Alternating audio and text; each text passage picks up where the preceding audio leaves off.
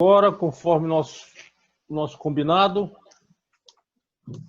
nós vamos ouvir a doutora Lúcia Fatorelli, ela que é auditora fiscal da Receita Federal, é ex-presidente do Sindicato dos Auditores Fiscais da Receita Federal e atualmente ela está como coordenadora nacional da Auditoria Cidadã da Dívida, além de membro também titular da nossa Comissão Brasileira de Justiça e Paz.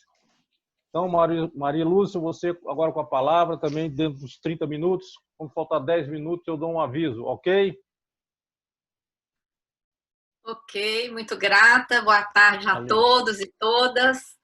Eu vou ver se eu consigo aqui, Daniel, compartilhar a tela. Eu fui muito beneficiada aí pela completa, belíssima introdução da palestra do Pedro de Assis Ribeiro. Agradeço, porque as colocações dele já vão facilitar muito para mim. E os seus 30 minutos vão começar agora, mano. Não cortei nada. Grata, Zé Carlos. Bom, eu preparei, então, essa análise de conjuntura em tempos de pandemia, né? O que marca a conjuntura atual? Além de tudo que o Pedro já colocou, né? É uma conjuntura marcada por uma grave pandemia e pelo aprofundamento das crises, marcada também pelo oportunismo dos bancos. Por que eu falo aprofundamento das crises? Porque desde 2015 nós já estamos em crise política, nós passamos por um golpe. Estamos também nesse clima político aí com muitas denúncias de corrupção. Estamos com o aprofundamento da crise econômica, que também não é de hoje, ela se torna muito mais profunda com a pandemia, mas em 2015 e 2016 nós tivemos queda do PIB de 7%. E de lá para cá, PIB estagnado, né? Crise ambiental também, que agora está gravíssima, mas ela também já não é de hoje. Crise social, crise ética. E o privilégio dos bancos, que também é uma coisa estrutural no Brasil, ela se aprofunda, porque os bancos estão usando a pandemia para conseguir aprofundar seu privilégio em trilhões. Nós já não falamos mais de bilhões, nós já estamos falando de trilhões, como eu vou mostrar aqui. Então, antes de entrar nessa conjuntura, né, eu queria dedicar aqui um profundo respeito às quase 40 mil pessoas que já se foram levadas por esse vírus. E uma reflexão, né? Essas quase 40 mil mortes, quantas poderiam ter sido evitadas? Se não todas. Se estivéssemos no modelo ético, né? Se as pessoas tivessem vida digna, se tivessem responsabilidade na exploração dos recursos naturais, no uso, né, dos bens públicos. Nessa análise de conjuntura, eu queria falar de 4 coisas. Primeiro, marcar esse aprofundamento das crises política, econômica, sanitária, ambiental, ética, social, que o Francisco já deu conta, né, de falar. Eu vou falar mais do privilégio dos bancos, das demais ações adotadas nessa área econômica para enfrentamento da pandemia e finalizar com uma questão: o que separa a realidade de abundância que existe no Brasil? O Brasil é riquíssimo. E o que é que separa essa realidade de abundância do cenário de escassez ao qual somos colocados, né? A gente vive num cenário de escassez, mas isso é cenário, não é a realidade. A nossa realidade concreta é de abundância, mas essa realidade não está se manifestando na vida das pessoas. O que tem separado isso? e marcar que a questão da auditoria da dívida, da transparência, do acompanhamento público deveria ser uma rotina, né?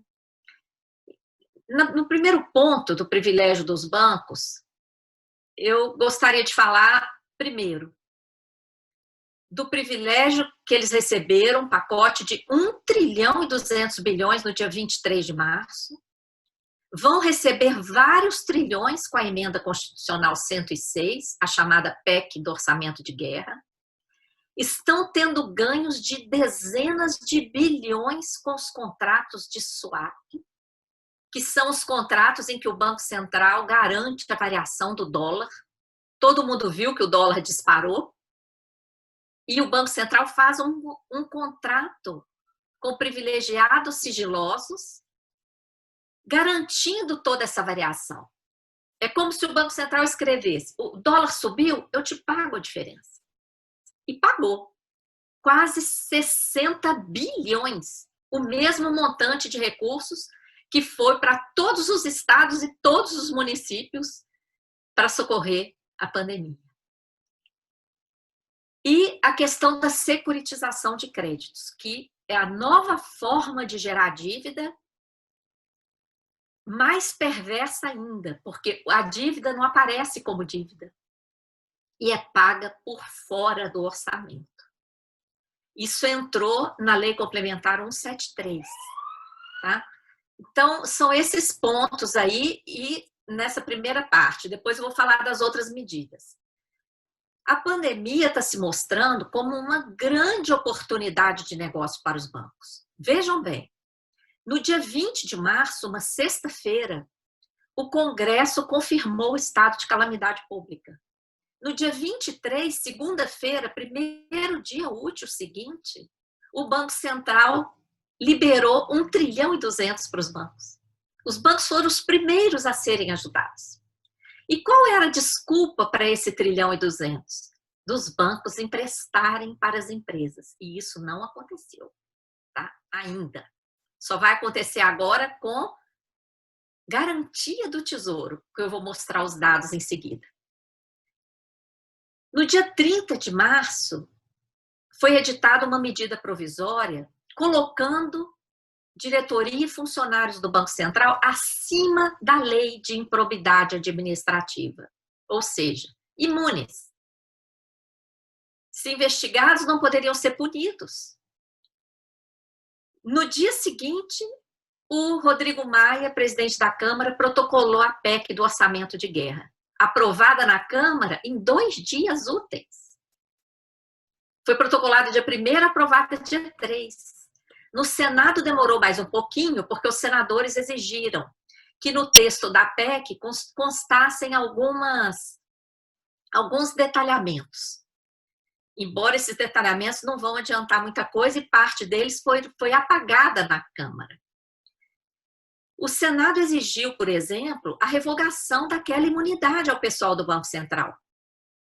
O governo atendeu, editou a medida provisória 951, acabando com a imunidade do pessoal do Banco Central, no dia 15 de abril.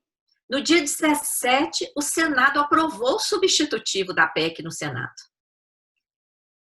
Depois de promulgada a PEC, o Banco Central e a equipe econômica, vocês estão vendo a foto da notícia aí do lado, pediram nova medida provisória para livrar as autoridades. E veio a medida provisória 966, que inclui todos os agentes públicos, inclusive os do Banco Central. Então, vocês veem, para aprovar a PEC, foi derrubado o artigo 3º da MP 930, aí a PEC foi aprovada, já veio outra medida provisória dando imunidade, tá? O 1 trilhão e 200 que os bancos receberam no dia 23 teve o objetivo de ajudar as empresas, mas olha aí o que dizem as notícias. Mais de 600 mil pequenas empresas já fecharam as portas e milhões de pessoas foram desempregadas. Tá? Bancos prometem, mas os juros sobem e o dinheiro fica empossado, segundo Paulo Guedes. E o que acontece com o dinheiro empossado nos bancos? os bancos depositam voluntariamente no Banco Central e o Banco Central remunera. Nesse folheto aí que vocês estão vendo na tela,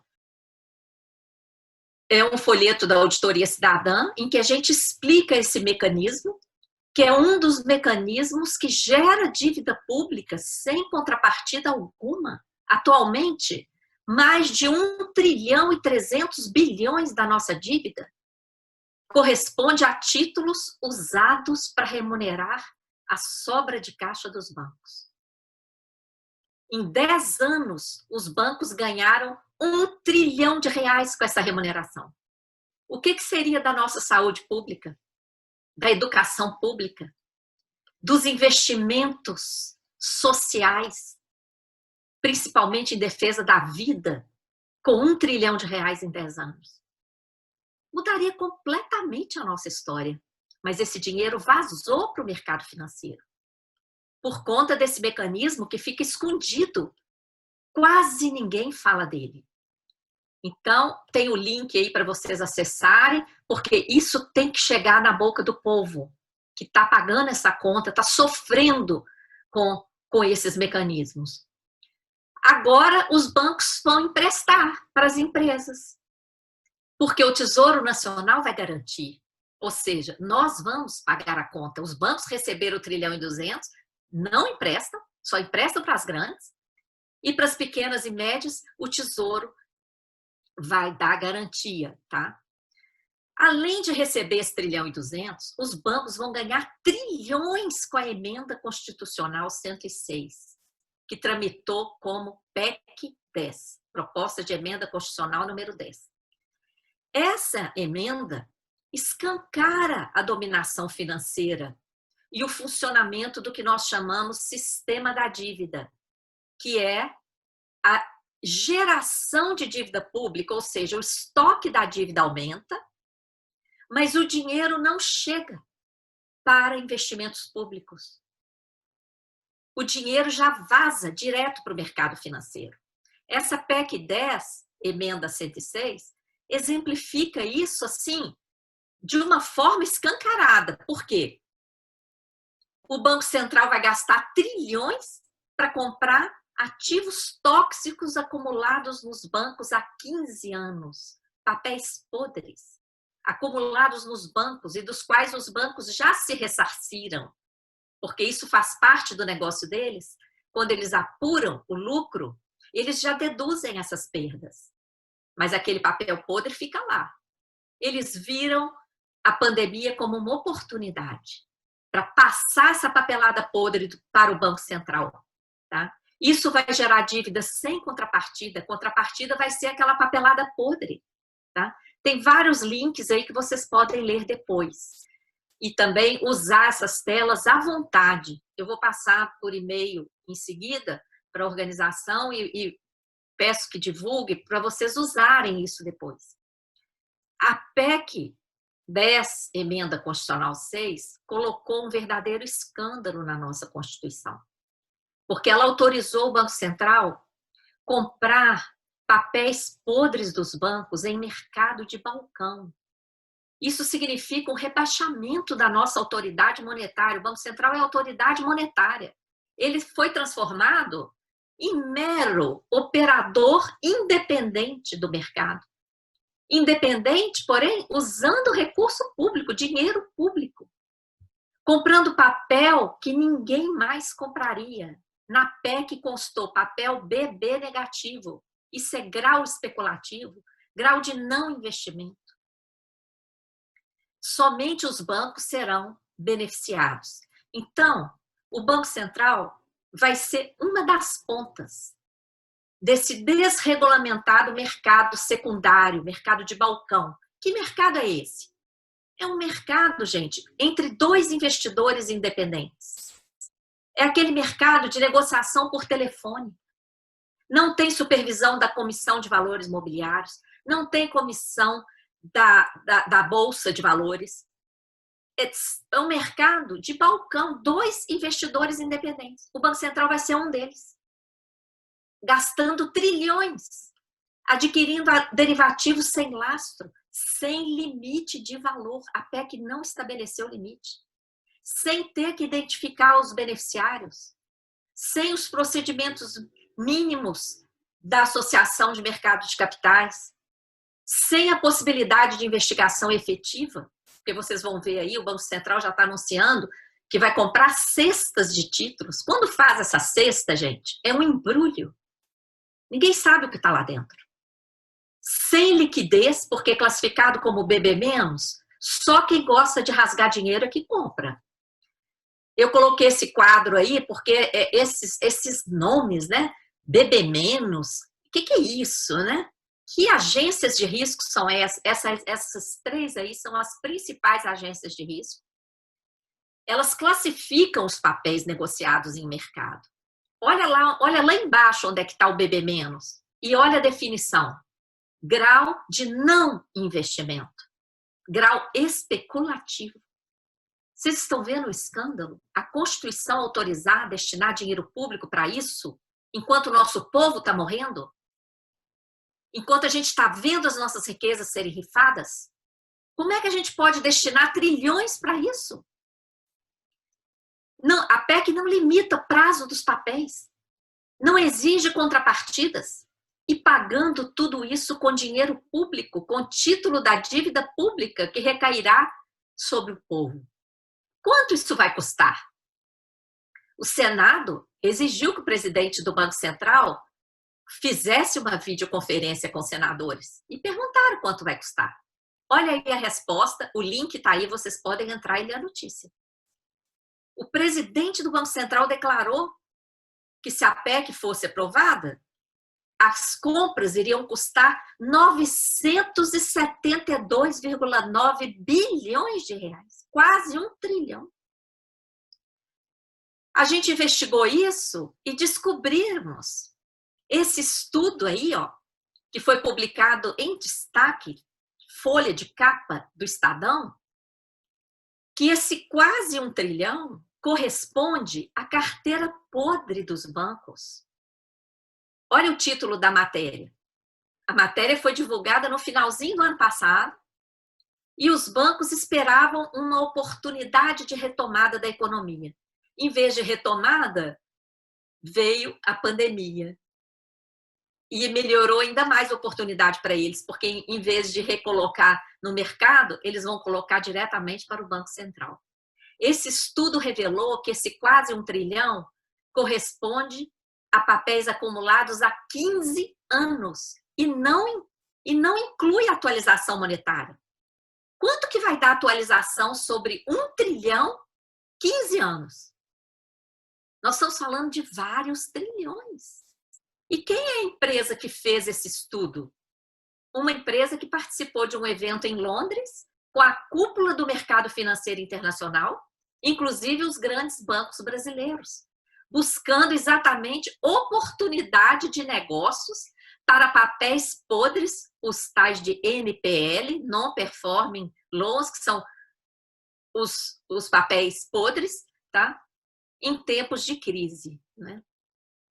Pois bem, Paulo Guedes, que antes de ser ministro era operador de mesa, banqueiro, mentiu falando que se não fosse aprovada a PEC, não teria como pagar os R$600 para os pobres.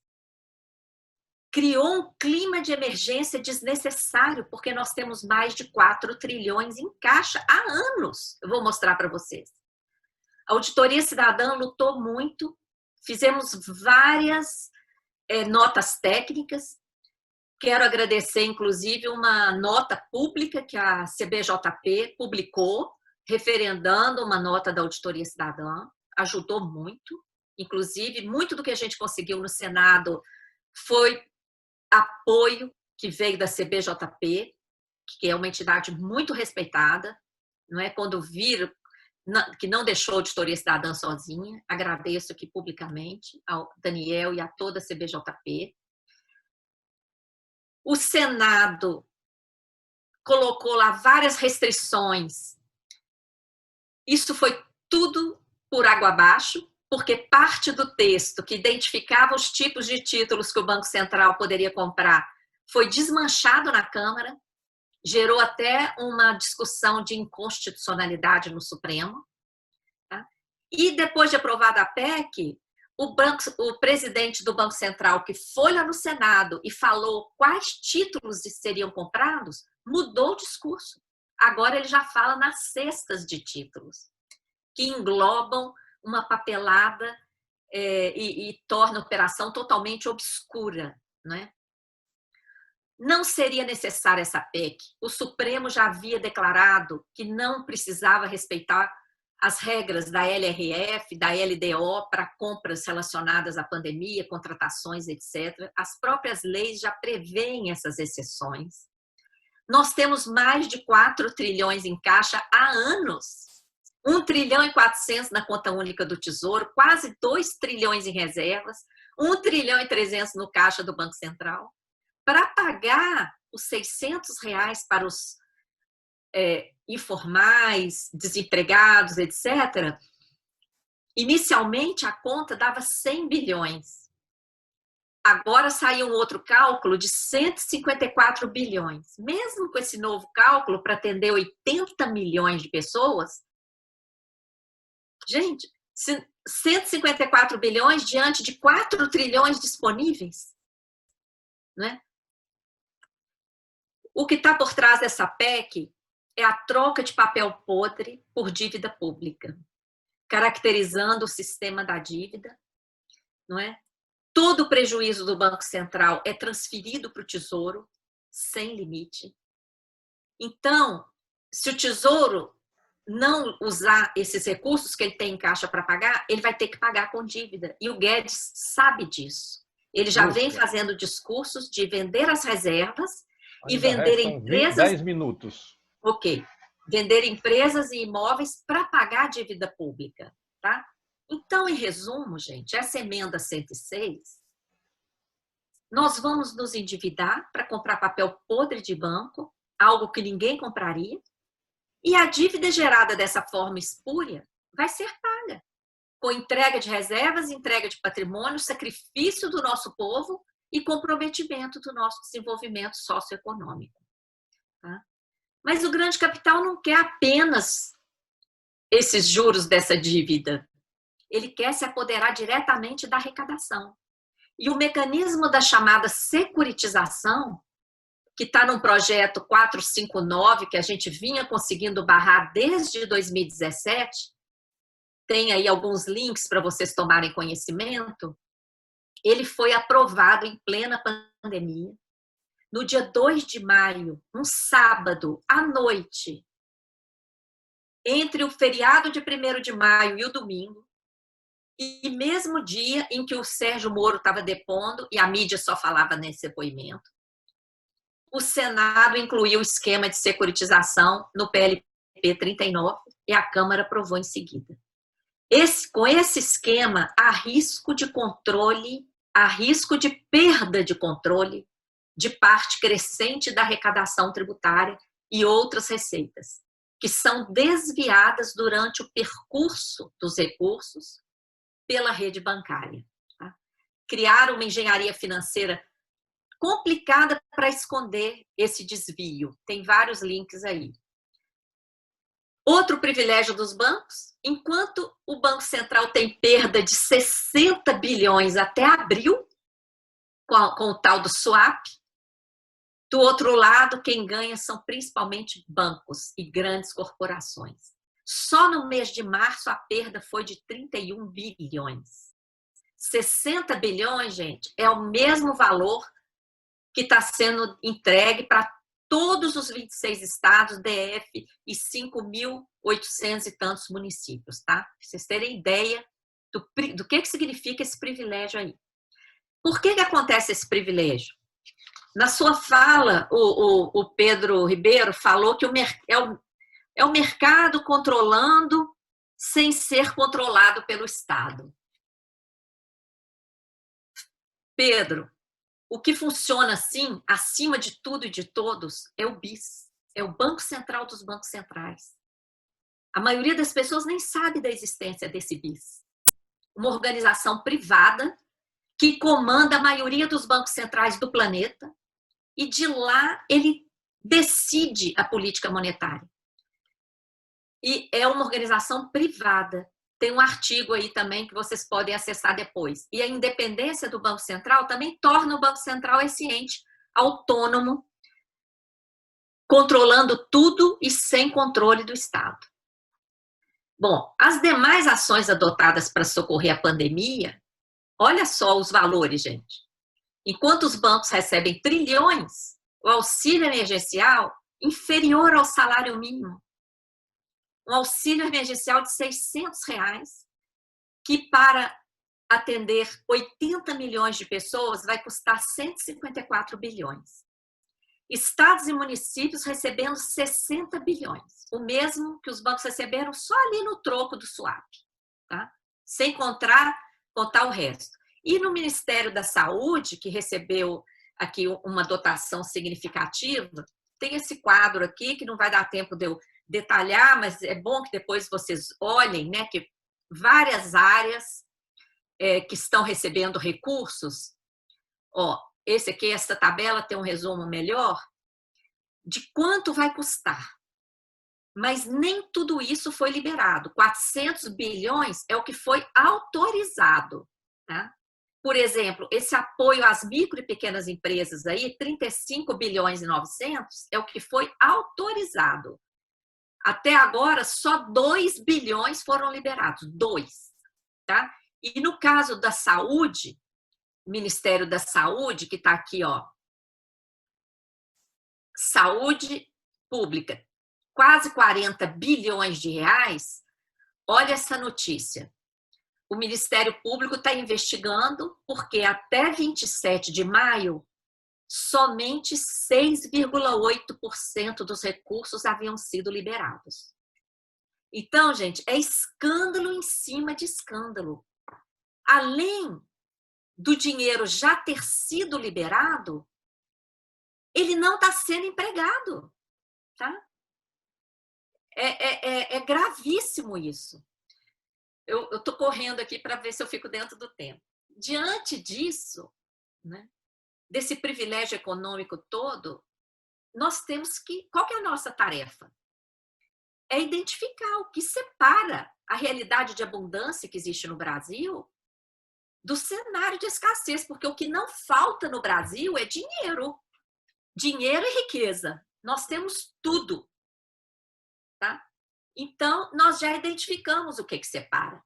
É o sistema da dívida que todo ano, além de levar a maior parte do orçamento, continua continuamente gerando dívida para o povo pagar, né?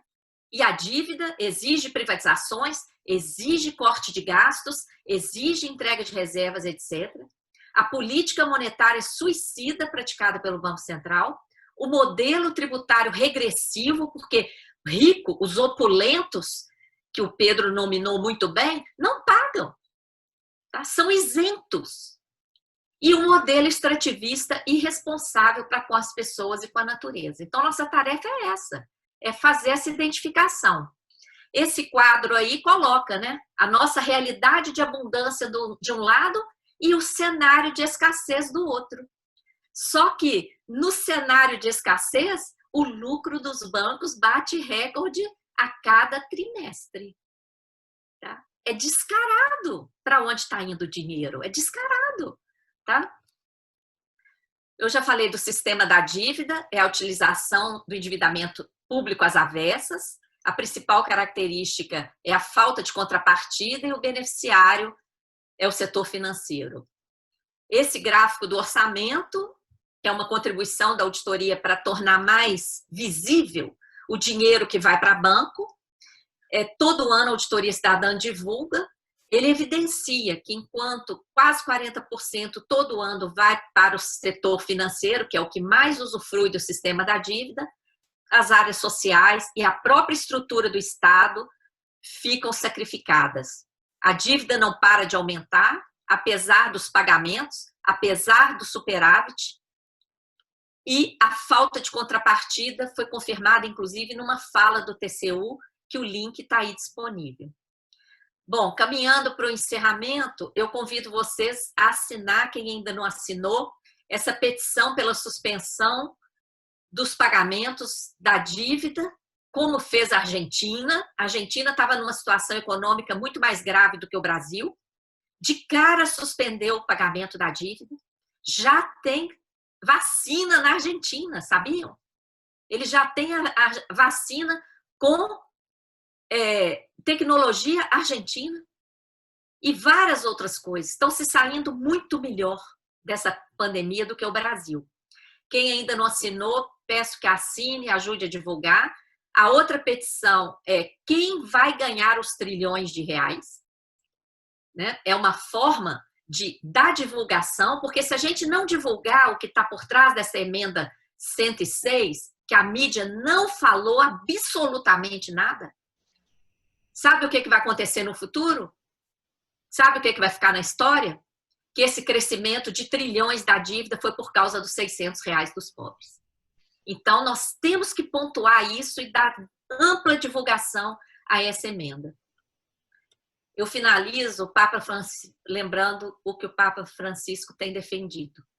Ele tem defendido um outro modelo, que coloque o ser humano no centro, que seja socialmente justo, economicamente viável, ambientalmente sustentável e eticamente responsável. Mãos à obra, é hora de virar esse jogo. Nós vamos, a Auditoria Cidadã vai lançar uma campanha nos próximos dias com esse lema: é hora de virar o jogo.